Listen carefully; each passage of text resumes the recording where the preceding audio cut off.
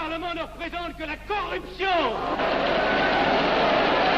Vous, capitalistes, vous n'avez cessé de pousser la classe ouvrière à la misère. Et vous, communistes, vous avez cessé d'exploiter cette misère voulue par les capitalistes.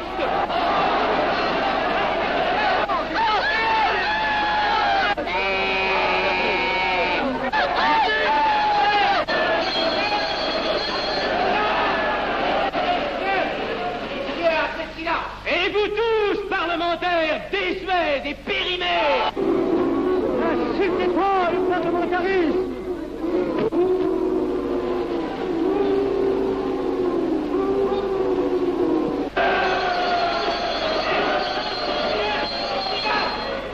Messieurs, je vais lever la séance. Continuez, s'il vous plaît. Messieurs, je n'ai plus rien à dire. J'ai eu conscience de vous dire quelques vérités, peut-être désagréables, mais utiles. Non, ce ne sont pas quelques interruptions qui m'arrêteront. La communauté française ne se bâtira pas sur le conflit de la vieille bourgeoisie égoïste et du peuple affamé. C'est pourquoi je ne voterai pas ce projet qui donne satisfaction au capitalisme international et serait le bon prétexte pour les communistes à accentuer nos divisions. Je ne le voterai pas. Je serai sans doute le seul à ne pas le voter, car il semble que par une étrange aberration, la Chambre tout entière soit prête, comme toujours, à trahir l'intérêt français au bénéfice de certains intérêts internationaux très particuliers.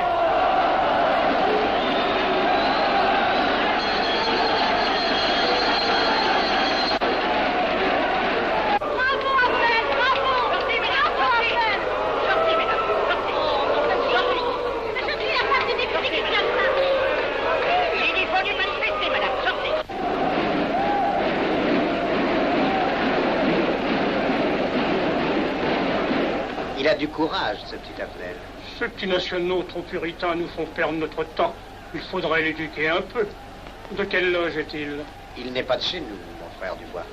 Tout s'explique. Voilà un garçon intelligent qui a besoin d'une méthode et de conseils. Présentez-le donc. Il est sensible, il faudra procéder avec précaution. Envoyez-lui la rivière, il saura le persuader. J'y vais.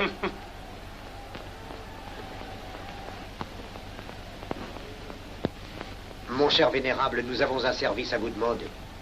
Enfin, dis donc, je vous suis tout dévoué. Le jeune Avenel qui vient de parler assez brillamment devrait subir les épreuves de l'initiation. La maçonnerie lui apporterait beaucoup et le disciplinerait. Ne croyez-vous pas? J'y pensais déjà. Nous allons nous en occuper activement. Alors, je suis brisé. Comment avez-vous trouvé mon discours? Excellent. Vous leur avez dit de fort bonnes vérités. Ouais, ça n'a pourtant servi à rien, ils ont voté le projet. Ça ne sert jamais à rien de dire la vérité. Les gens n'aiment pas la vérité. Ils préfèrent de beaucoup les mensonges. Vous êtes cynique. Non. J'ai une certaine expérience politique, déjà ancienne. À propos, voulez-vous venir un peu avec moi? J'ai quelque chose à vous dire. Volontiers.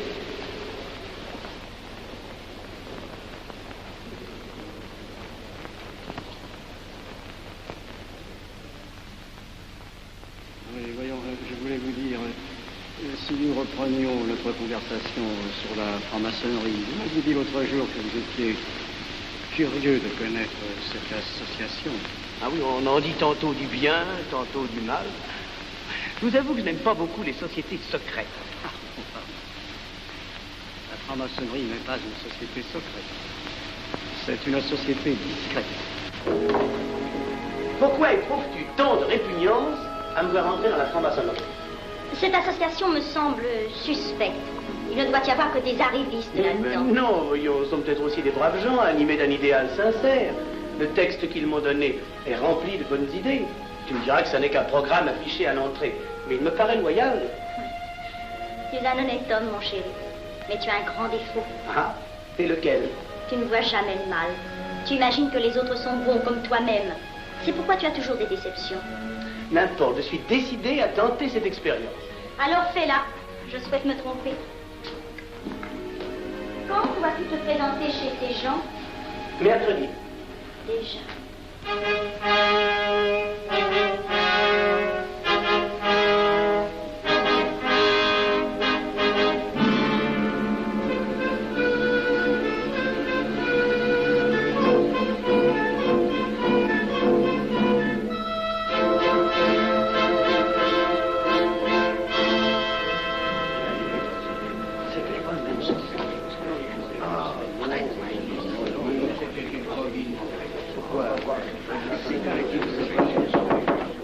Mes frères, les travaux reprennent force et vigueur. La tenue du comité a voté l'interrogatoire du profane Avenel. Nous allons lire les rapports confidentiels de nos enquêteurs. Pierre Avenel, né en 1902 à Laval, a fait sa première communion. Oh, mon frère, je vous en prie. Mais déclare ne pas pratiquer régulièrement. A même cessé de fréquenter l'église. Très bien. Mais s'avoue spiritualiste.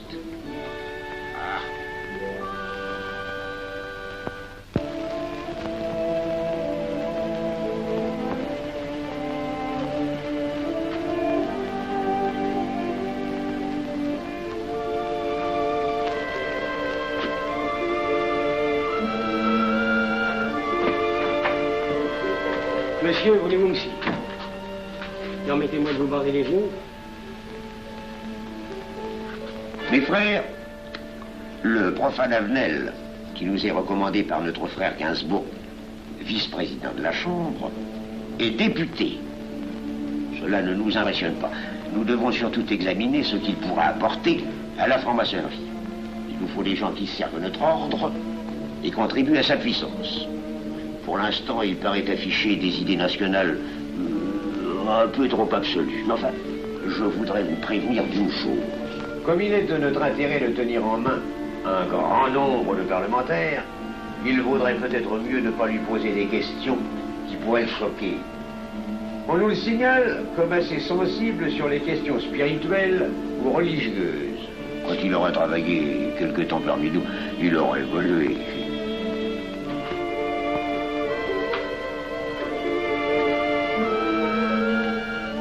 Voilà, le silence le plus absolu, mes frères.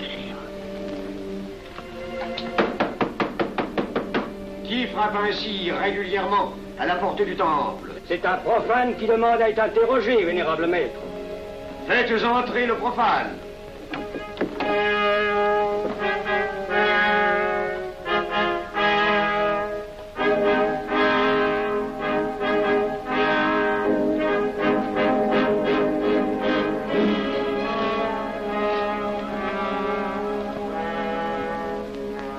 Monsieur, vous avez déclaré vouloir faire partie de la franc-maçonnerie.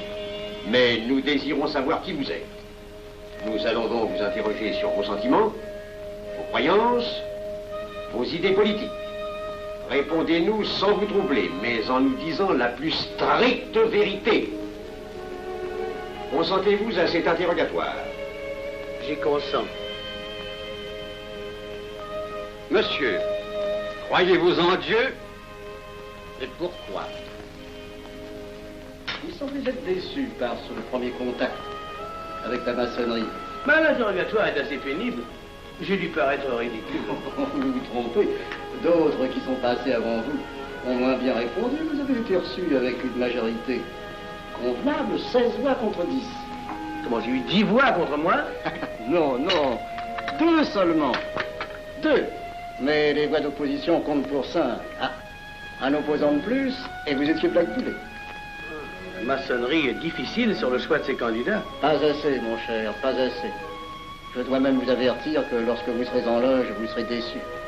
Le milieu maçonnique est épouvantablement médiocre. Vous verrez que vous lui apporterez plus que vous ne recevrez. Mais ces rites dont vous m'avez parlé, ces initiations mystérieuses... De bêtises. Il y en a qui y attachent un certain sens symbolique. La plupart des maçons ritent eux-mêmes de ces vieilles pratiques désuètes.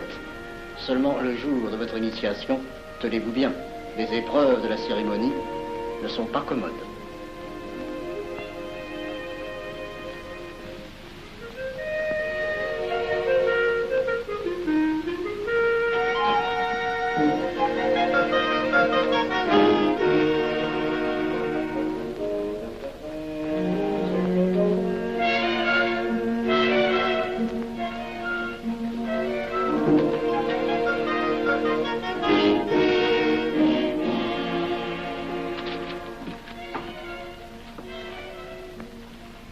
Bon. Attendez à la buvette, là. On viendra vous chercher.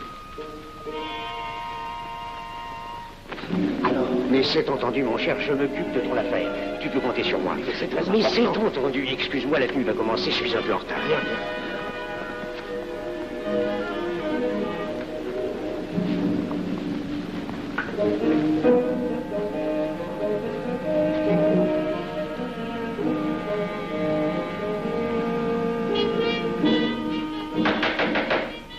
Prenez place, mes frères, nous allons ouvrir les travaux.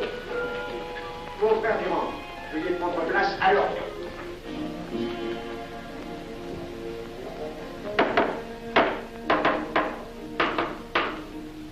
Frère premier surveillant, êtes-vous franc-maçon? Mes frères me reconnaissent comme tel, vénérable maître. Frère second surveillant, quel âge avez-vous? 3 ans, vénérable maître. Frère premier surveillant, quel est le premier devoir d'un surveillant en loge? Vénérable maître, c'est de s'assurer que le temple est couvert. Veuillez vous en faire assurer par le frère couvreur.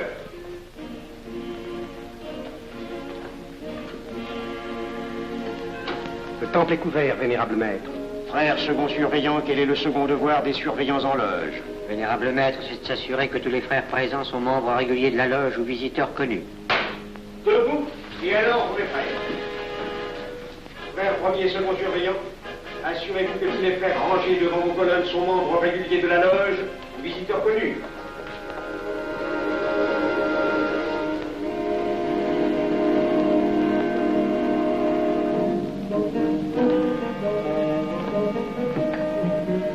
Vénérable maître, les frères qui décorent l'une et l'autre colonne sont membres réguliers de la loge ou visiteurs connus. Il en est de même à l'Orient. Frère premier surveillant, à quelle heure les francs-maçons opèrent-ils leurs travaux? À midi, vénérable maître. Quelle heure est-il, frère second surveillant? Il est midi, vénérable maître. Puisqu'il est l'heure du travail, frère premier second surveillant, invitez les frères de vos colonnes à se joindre à vous et à moi pour ouvrir les travaux de la respectable loge des enfants d'univers Orient de Paris, au grade d'apprenti, en la forme accoutumée. À moi, mes frères, par le signe, la triple batterie et l'acclamation.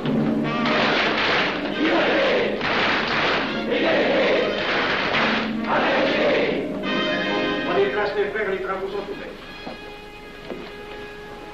Mes frères, l'ordre du jour appelle l'initiation du profane Avenel. L'atelier a voté dans une précédente tenue la mission du dit profane. Nous allons donc ce soir le recevoir solennellement. Mon frère couvreur, veuillez aller chercher le profane Avenel qui a écrit son testament philosophique dans le cabinet de réflexion.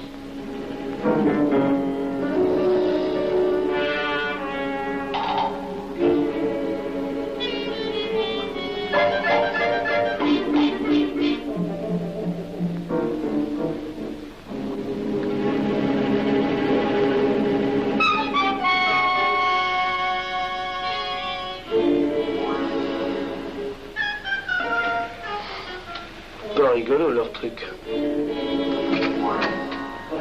Monsieur, veuillez me suivre.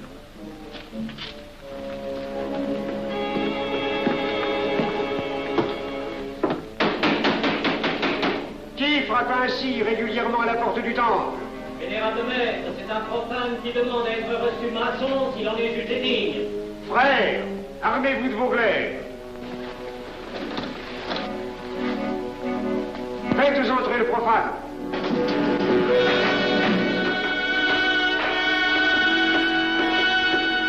Laissez-vous, monsieur.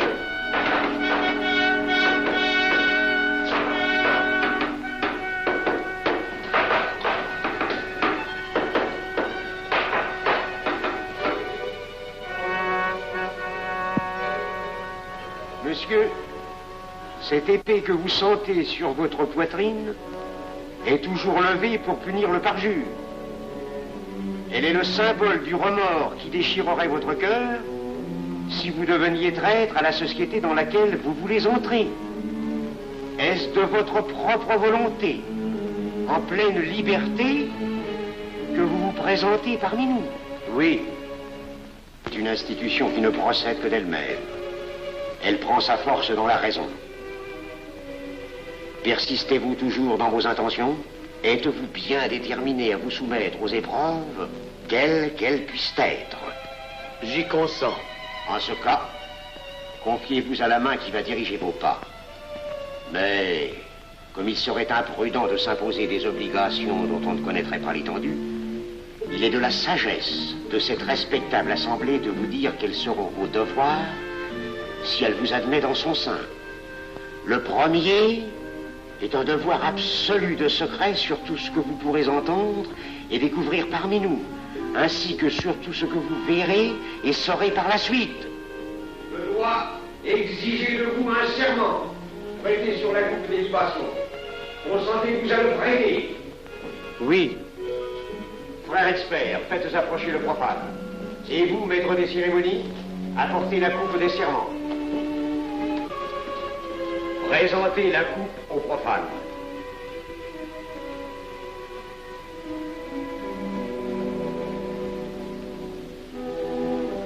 Prononcez avec moi le serment. Je m'engage sur l'honneur, au silence le plus absolu, sur tous les genres d'épreuves qu'on pourra me faire subir. Je m'y engage. Vous devez connaître toute l'importance d'un serment. Si jamais vous manquiez à une parole aussi solennellement donnée, buvez. Buvez! Buvez! Que ce breuvage amer soit pour vous le symbole de l'amertume et du remords que laisserait dans votre cœur le parjure qui aurait souillé vos lèvres. Frère expert, emparez-vous du profane et faites-lui faire son premier voyage.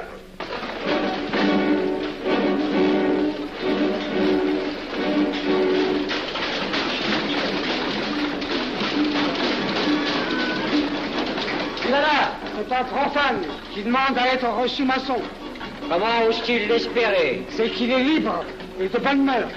Puisqu'il en est ainsi, qu'il passe.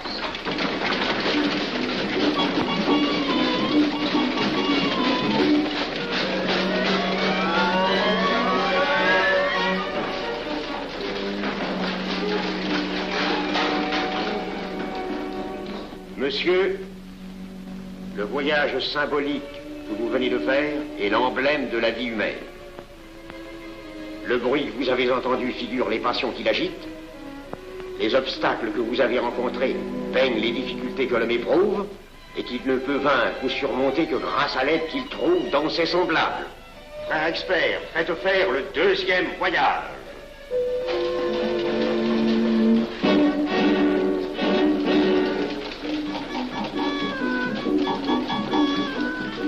Qui va là? C'est un profane qui demande à être reçu maçon. Comment ose-t-il l'espérer? C'est qu'il est libre et de bonne mœurs. Puisqu'il en est ainsi, qu'il passe, et qu'il soit purifié par l'eau.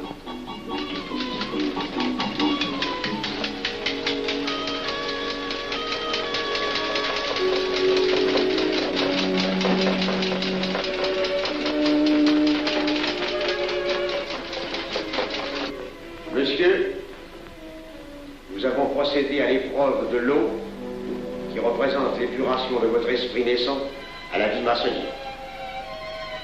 Votre cœur doit être limpide comme l'eau pure.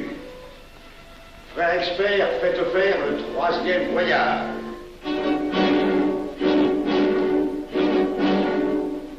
Qui va là? C'est un profane qui demande à être reçu maçon. Comment ose-t-il l'espérer? C'est qu'il est libre et de bonne mœurs. Puisqu'il en est ainsi qu'il passe par les flammes.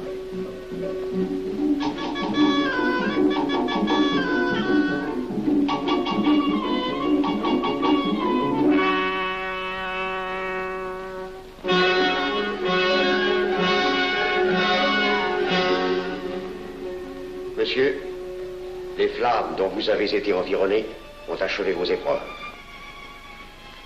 L'ordre maçonnique dans lequel vous demandez à être admis pourra peut-être un jour exiger que vous versiez jusqu'à la dernière goutte de votre sang pour sa défense et celle de vos frères.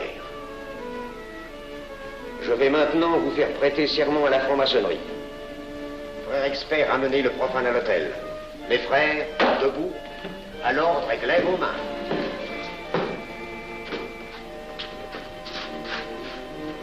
Moi, Pierre Avenel. Moi, Pierre Avenel. De ma propre et libre volonté. De ma propre et libre volonté. En présence de cette respectable assemblée de maçons. En présence de cette respectable assemblée de maçons. Je jure et promets solennellement. Je jure et promets solennellement. De ne jamais révéler aucun des mystères de la franc-maçonnerie qui vont m'être confiés. De ne jamais révéler aucun des mystères de la franc-maçonnerie qui vont m'être confiés. Quelle idée saugrenue ton mari-a-t-il de se faire recevoir franc-maçon? Je lui ai déconseillé tant que j'ai pu, mais tu sais comme il est entêté. Il va se trouver dans un milieu d'arrivistes si médiocre. On l'a pourtant bien prévenu. Pourvu qu'il ne lui arrive rien. Il y a tant d'histoires qui courent sur le compte de ces sociétés secrètes. Ne t'inquiète pas, Pierre. Il saura se tirer d'un mauvais pas. C'est prudent. Pas assez. Monsieur, le serment que vous venez de prêter ne vous donne-t-il aucune inquiétude? Consentez-vous à le renouveler lorsque vous aurez reçu la lumière? Je le renouvellerai. Mes frères, nous allons donner la lumière aux profanes. Frère couvreur, préparez-vous à accomplir votre office. Que la lumière lui soit donnée à mon 3e coup de maguet.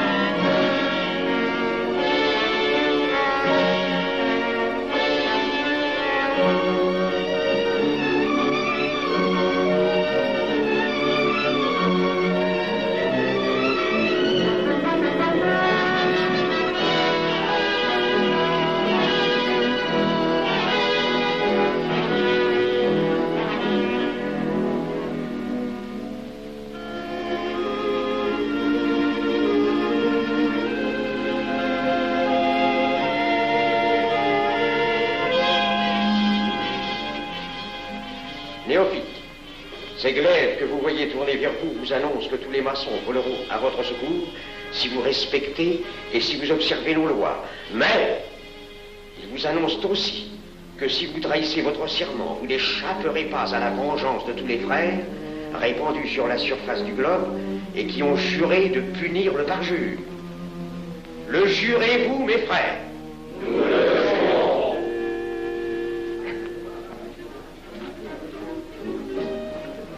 Mes frères, à la santé de notre nouveau frère. À votre santé.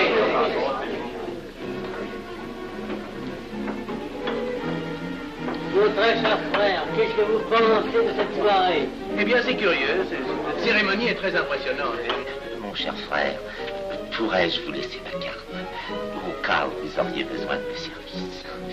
Je vends de tout, de la bonneterie, des chaussures, du savon à des prix invraisemblables. Tu permets, mon cher Lévi-Stein? Je t'en prie.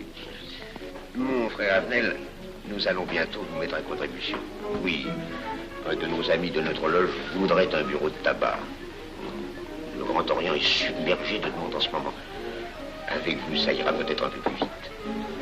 Volontiers. Je vous remercie. Ah, dans quelque temps, je vous parlerai aussi d'une autre affaire. Depuis plusieurs années, j'ai droit à la Légion d'honneur. Je ne m'en suis jamais occupé, je n'ai pas voulu déranger nos amis pour ça. On leur demande déjà tellement de choses, n'est-ce pas? Vous m'aiderez? À votre service. Merci beaucoup. Alors, au revoir. Ah non, pas comme ça. Voyez-vous, des petits coups secs avec le pouce, là, comme ça. Pam, pam, pam. Essayez. Pam, pam, pam. Et ben voilà. Avec ce signal-là, on ouvre toutes les portes.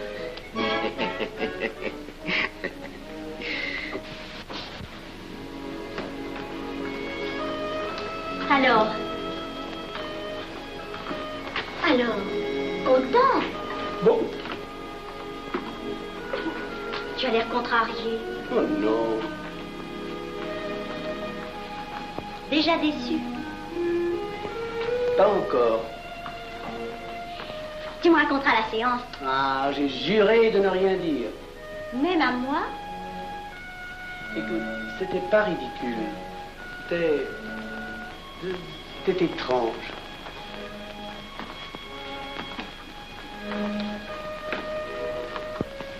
Mon chéri. Oh, mon chéri, c'est idiot, mais j'ai peur pour toi. Qu'est-ce que tu veux qu'il m'arrive? Oh, mon grand.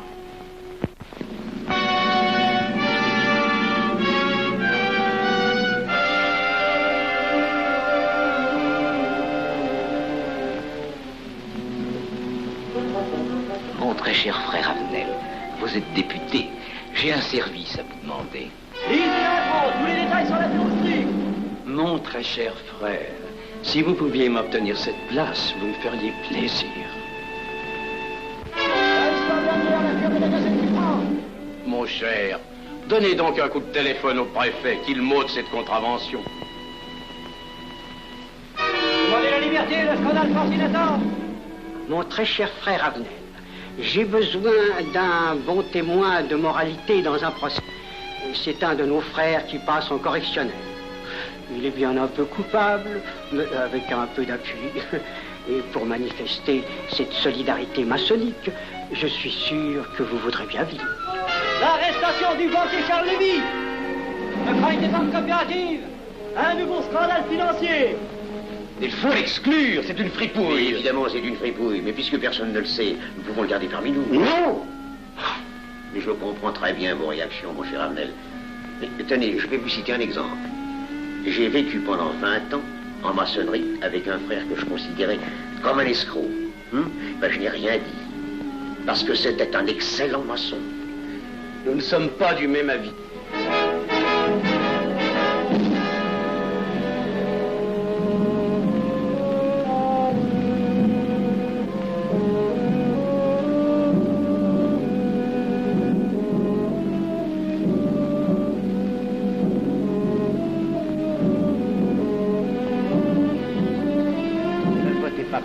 Pourquoi? C'est un adversaire de la maçonnerie. Mais son projet est excellent. Qu'importe, il nous dessert. Vous n'avez pas l'air de mon ami. Non. Non, non et non, je ne ferai pas ce que vous voulez. Un vous demande de vous conformer à la discipline républicaine. La discipline républicaine et maçonnique. Je sais ce que c'est, allez, c'est une canaillerie.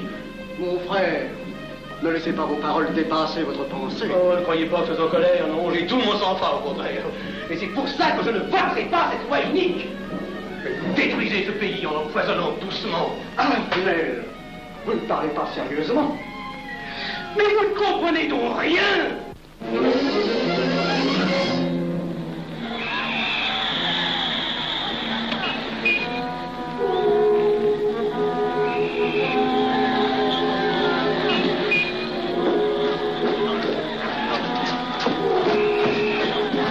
Que se passe-t-il? Regardez. Mais calmez-vous, mon vieux. Ce n'est rien. Rien.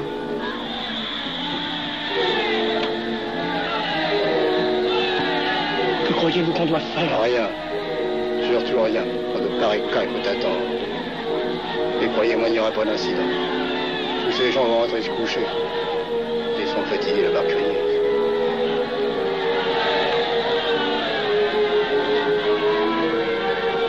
Qu'en pensez-vous, Avenel? Je voudrais être avec eux, place de la Concorde. Vous ne parlez pas sérieusement? J'ai pas envie de rire.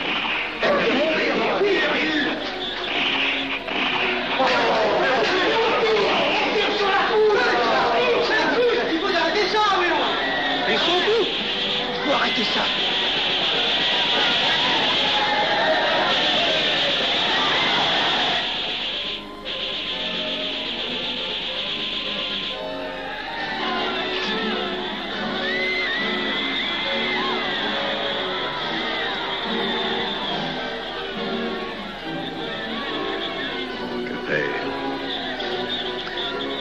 Trop tard.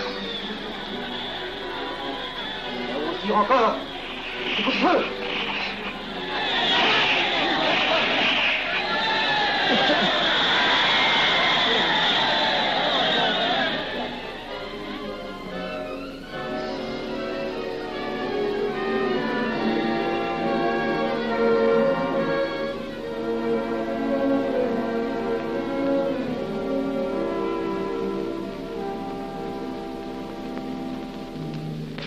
Messieurs, nous avons établi définitivement la liste des membres de la commission d'enquête. Tout le monde est bien d'accord pour la soumettre au vote de la Chambre. Pas d'objection? Le projet est accepté à l'unanimité. La séance est levée.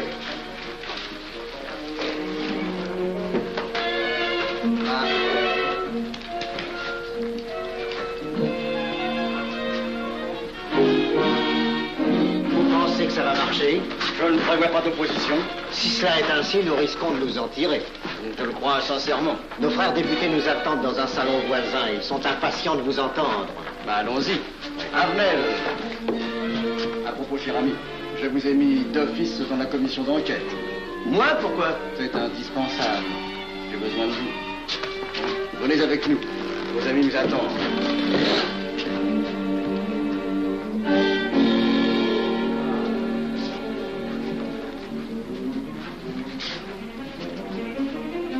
Mes frères, puisque nous sommes entre nous, je puis vous dire bien confidentiellement que nous allons traverser ces événements graves sans trop de dommages. La commission vient d'accepter tout à l'heure les listes que nous avons proposées pour la commission d'enquête. Beaucoup de nos adversaires en font partie, mais dans l'ensemble, les maçons sont encore en majorité. Rassurez-vous donc, ni la République ni la maçonnerie ne sont perdues.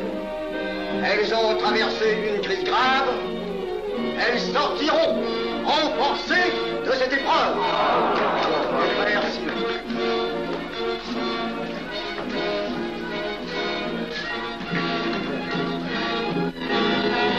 Demandez l'anti-Marchon, le scandale de la commission d'enquête. Demandez l'anti-Marchon, le scandale de la commission d'enquête. Vous me demanderez successivement le Quai d'Orsay, la Banque de France, l'état-major, le secrétaire général du Parti radical socialiste, le temps et les usines d'aviation Guerlain. Bien, monsieur.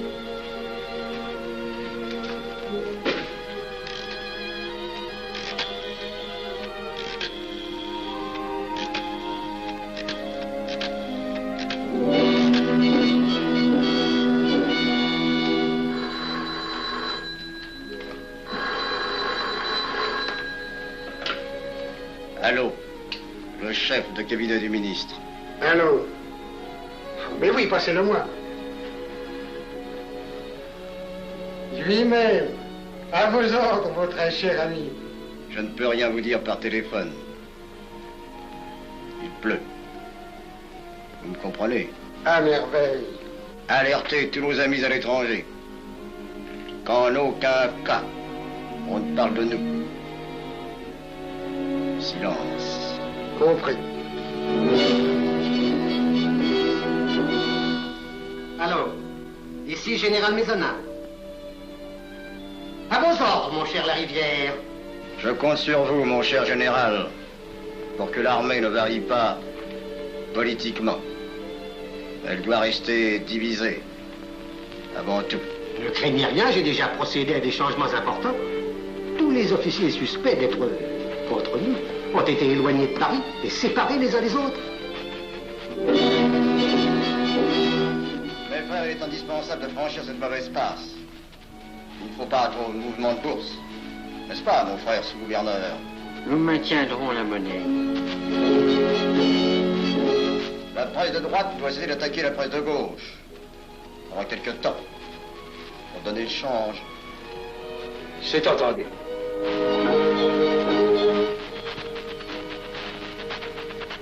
Les partis de gauche doivent faire entente avec ceux du centre. Et ceux de l'extrême gauche. De la sorte, nous contrôlons le peuple. Bloc populaire. Mieux. Front populaire. Bien. Quant à vous, mon cher Garlet, j'ai reçu ce matin une communication de l'étranger. On nous demande d'envoyer immédiatement du matériel d'aviation en Espagne. Moyennant quoi nous aurons tous les appuis politiques nécessaires. Même nos prototypes. Surtout nos prototypes. Ne croyez-vous pas que ce serait dangereux pour notre défense nationale? Faites ce que je vous dis.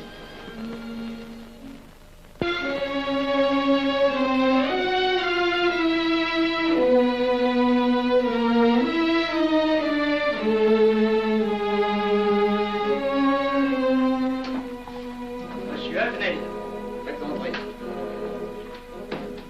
Ah, bonjour, cher ami. Comment on va? Bien, merci. Ah, je vous ai fait appeler. Que se passe-t-il? On ne vous voit plus. Vous le boudez? Oh non. Cigarette. Non, merci. Dites-moi, pourquoi avez-vous refusé de faire partie de la commission d'enquête? Oh, j'ai beaucoup de travail en ce moment et je fais déjà partie d'autres commissions. Avenel, répondez-moi franchement. Ce n'est pas parce que nous avons eu l'autre jour une petite discussion bien fraternelle? Eh bien, justement, si. Je voudrais vous parler de la franc-maçonnerie. Ah, mais bien, voyons, mais bien entendu. Asseyez-vous. Ah. Alors? Ah. Je vous écoute. Eh bien, voilà, vous avez été mon présentateur, je vous dois une explication. Je suis décidé à déposer ma démission. Vous avez l'air d'avoir été déçu par la maçonnerie. Oh, pire, choqué. Pourquoi? Mais confessez-vous, mon vieux. Vous ne serez pas le premier maçon qui m'aura ouvert son cœur. Qu'est-ce qu'on vous a fait? Mais à moi, personnellement, rien. Mais je trouve ce milieu maçonnique... pourri d'arrivistes écœurants. Je vous l'accorde. Ah, ben, je ne vous le fais pas dire. Oh, croyez-vous que je sois dupe? Ben, alors je ne comprends pas. Tant de vertus affichées sur le programme à la porte. Tant de mystères à l'intérieur pour ne cacher que ces petites combines, ces appétits de comitards. Je m'attendais à trouver des hommes dévoués, sinon supérieurs. Au lieu de ça, je n'ai rencontré que des quémandeurs de bureaux de tabac ou de décoration. Ou alors des fripouilles qui cherchaient à m'utiliser pour échapper à des condamnations. En dehors d'eux, des phraseurs, des sectaires, ignorant tout, ne connaissant rien de l'histoire de leur pays, rien de l'histoire du monde, rien de la politique, rien de la philosophie, rien. Ah, des cerveaux vides, mais des dents longues, et des langues folles. Et c'est cela qui gouverne la France. Quel grade avez-vous maintenant? J'ai été initié à la maîtrise il y a peu de temps. Eh bien, si vous avez le courage de vivre encore quelques années dans la médiocrité des ateliers bleus, vous passerez ensuite aux ateliers supérieurs. C'est mieux? C'est autre chose. Voyons, vous êtes 33e, n'est-ce pas? C'est le grade le plus haut dans la maçonnerie. Mon petit Avenel, je vais vous révéler, quoique je ne le doive pas, ces fameux secrets maçonniques dont on fait tant de mystères. En maçonnerie, on cache tout aux petites gens. En bas, vous ne savez rien. En haut, vous commencez à voir un peu plus clair dans le jeu mondial. Moi-même, je ne suis pas totalement éclairé sur les intentions des dirigeants de notre ordre. Et quand je dis dirigeants, je me trompe. Il n'y a pas de chef chez nous. Il n'y a que des exécutants. Je suis un pion sur un échiquier, j'accomplis une fonction. Je reçois des messages. J'obéis. Je transmets. J'agis. Mais qui dirige? Personne. C'est beaucoup plus compliqué et simple en même temps qu'on ne pense. Qu'est-ce que la maçonnerie? Des groupes d'hommes qui se sont réunis aux quatre coins de l'univers pour enserrer le monde dans un réseau aux mailles infranchissables. Nous sommes 50 000 en France, 500 000 en Angleterre, 3 millions en Amérique, c'est peu. Mais c'est énorme, parce que nous formons un bloc uni d'une seule volonté. Nous rayonnons partout, nous commandons partout. Ici, 300 parlementaires sont francs-maçons.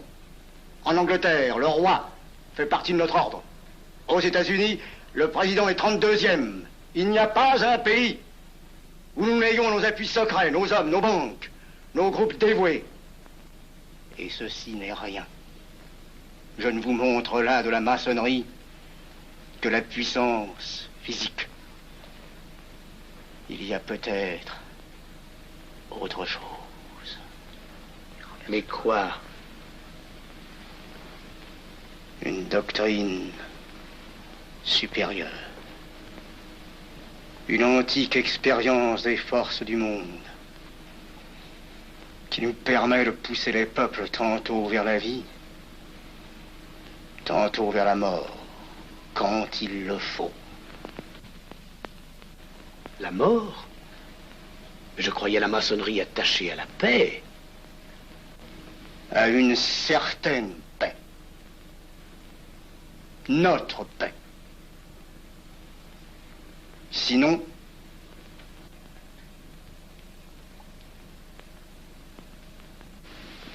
alors, cette démission, je vais réfléchir.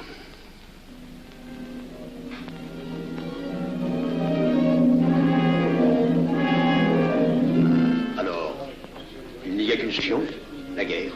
Pour réussir à déclencher la guerre, la maçonnerie a besoin de tous ses hommes.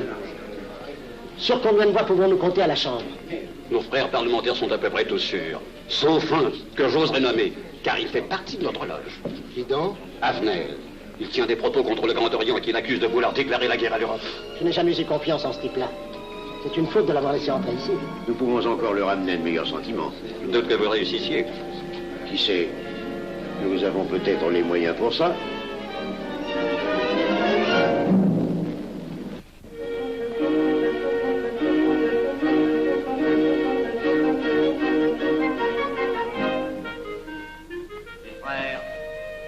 L'aviation allemande n'a pas d'appareil. Plus de 2000 accidents d'avion l'année dernière en Allemagne. La ligne Siegfried est à peine construite. Les tanks allemands marchent difficilement. Un détail entre autres qui m'a été rapporté par un de nos frères. Quand leurs tanks sont entrés à Vienne, on s'est aperçu que certains d'entre eux étaient en carton et montés sur des hautes bicyclettes. Voyez-moi, mes frères, il nous serait facile d'abattre le national-socialisme dont les exigences sans cesse accrues deviennent intolérables. Et libérer ainsi nos frères réduisent à l'esclavage. Jamais nous n'avons été plus près. En 15 jours, nous réglerions le sort de l'Allemagne. Notre loi régirait l'Europe définitivement. Notre victoire est sûre. C'est faux. C'est faux. Silence. Ce que dit cet homme est faux. Mon frère, je vous rappelle alors, vous n'avez pas la parole. Je le sais. Je suis député et membre de la commission de la défense nationale. Je ne peux pas laisser se prolonger un discours aussi manifestement erroné. Les appréciations de monsieur... De notre frère, Liechtenstein. Oui, si vous voulez. Sur l'état de l'armée que possède l'Allemagne sont des mensonges. Et ajouter foi serait de la stupidité. Mais pourquoi vouloir une guerre entre l'Allemagne et la France? Mon frère, vous n'avez pas la parole. Peu m'importe. Mais je tiens à dire qu'aucun motif réel de conflit ne peut être invoqué. Vous le direz tout à l'heure, après l'exposé de notre frère. Non, je le dirai immédiatement, avant d'entendre des stupidités bellicistes. Mais vous tous, maçons, vous poussez à la guerre.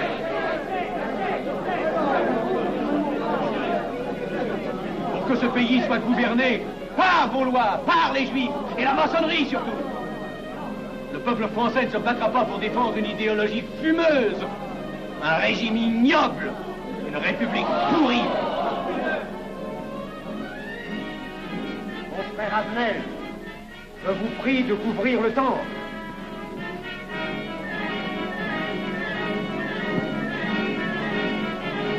Vous êtes tous des menteurs et des faussaires. Tout chez vous n'est qu'une sinistre comédie.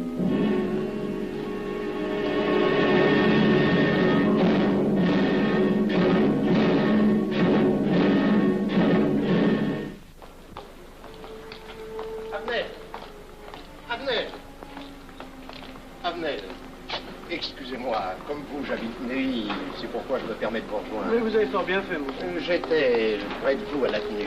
Je voulais vous féliciter. Oh, merci. Vous avez très bien fait de leur crier des vérités. Ce sont des fous. Malheureusement, il est impossible de leur faire entendre raison. Les événements sont pourtant indiscutables. Oui, oui. Dites-moi, j'ai des documents confidentiels sur l'action actuelle de la maçonnerie qui peut-être vous intéresseraient. Des documents? Oui, oui, des documents. Vous êtes député, il serait utile et urgent que je vous les communique. Mais je crois bien, où sont-ils? Chez moi, pas très loin d'ici. Si vous avez quelques minutes. Oui, volontiers, allons. Alors, qu'est-ce qu'on décide? Pétard ou couteau? Le couteau, ça fait moins de bruit. Attention, les voilà.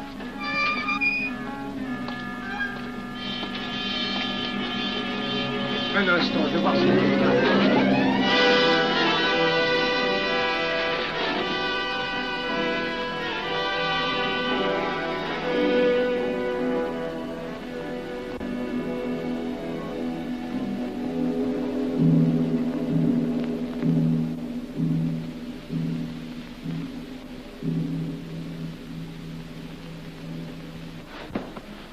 Ne t'inquiète pas, mon chéri. Tu guériras vite. Le docteur a dit maintenant que tu étais sauvé, à condition d'être sage.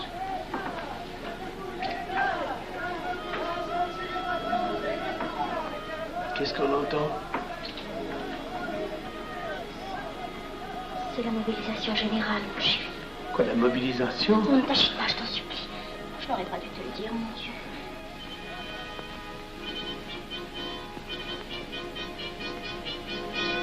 T'en fais pas, mon chéri.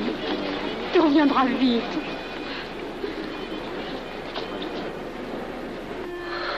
Les brutes. Ils sont arrivés. Ils ont réussi à déclencher leur guerre. Oh, ne bouge pas. Tes plaies sont à peine fermées. Si j'étais pas tombé sous les coups de ces criminels, j'aurais peut-être pu arrêter ça. Mais non, tu n'aurais rien pu empêcher, mon chéri. Ces hommes sont plus forts que toi. Ils ne t'auraient pas manqué.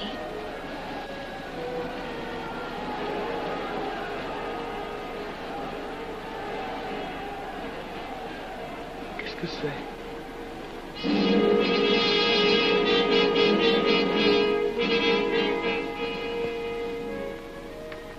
Les malheureux. S'ils savaient ce que je sais.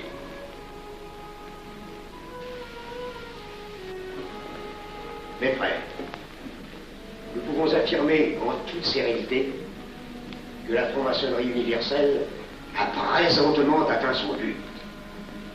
Cette guerre qui est la nôtre est déclarée. Elle doit aboutir au triomphe de notre ordre. Il importe que le monde soit définitivement gouverné selon nos méthodes et par nos idées. Debout et alors. Frère premier surveillant, à quelle heure ferme-t-on les travaux? À minuit, vénérable maître. Quelle heure est-il, frère second surveillant? Minuit, vénérable maître. Puisqu'il est minuit et que nous avons accompli notre œuvre, je déclare les travaux clos avant toute baguette. Retirons-nous en paix, mes frères, sous la loi du silence.